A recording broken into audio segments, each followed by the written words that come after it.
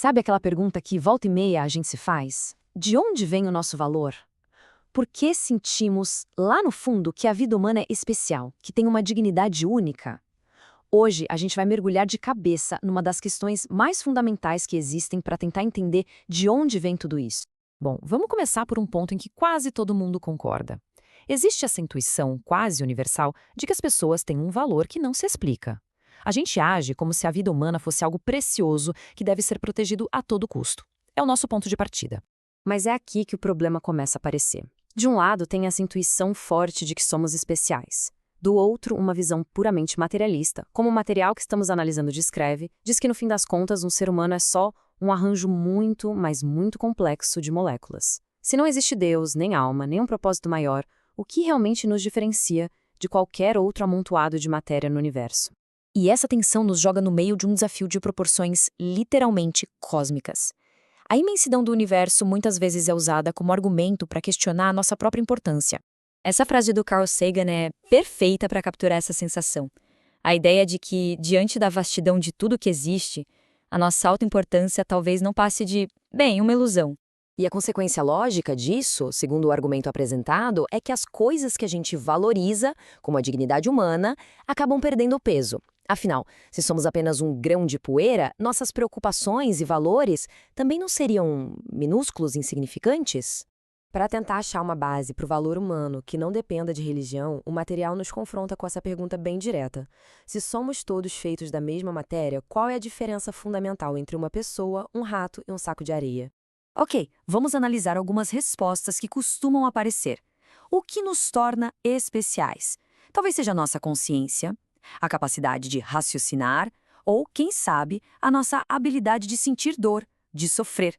Essas são as justificativas mais comuns que a gente encontra por aí. E é exatamente aqui que o argumento aperta, porque, pensa bem, se o valor depende da consciência, uma pessoa em coma tem menos valor? Se depende da capacidade de raciocinar, e um bebê recém-nascido? E uma pessoa com uma deficiência intelectual grave? Essas justificativas parecem criar categorias de valor, deixando muita gente de fora. Fica bem claro que basear o valor de alguém naquilo que a pessoa consegue fazer cria um monte de problemas. E isso nos traz de volta para a pergunta que não quer calar. Se o nosso valor não vem do que a gente faz, de onde ele vem? Essa é a pergunta que está no centro de toda essa discussão. De onde brota essa dignidade que, intuitivamente, a gente atribui a todas as pessoas, sem exceção? É preciso encontrar uma base mais firme. E a partir daqui, a nossa fonte de análise apresenta uma proposta para responder a essa pergunta. Uma proposta baseada num conceito muito antigo, mas que tem uma força impressionante. A proposta é o conceito de imago Dei, ou imagem de Deus.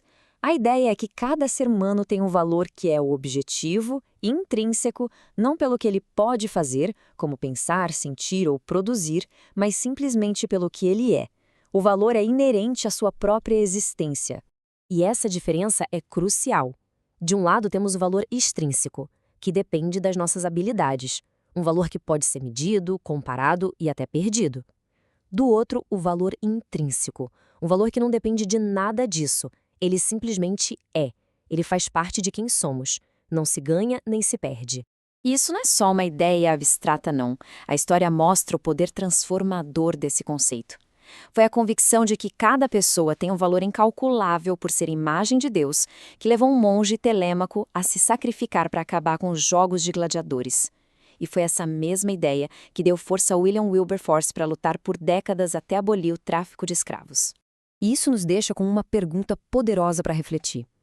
O que acontece quando a gente começa a enxergar o valor das pessoas naquilo que elas são, e não só naquilo que elas fazem? Como isso muda a forma como tratamos os mais vulneráveis, os que são diferentes, e no fim das contas, como tratamos a nós mesmos? É uma reflexão que muda tudo.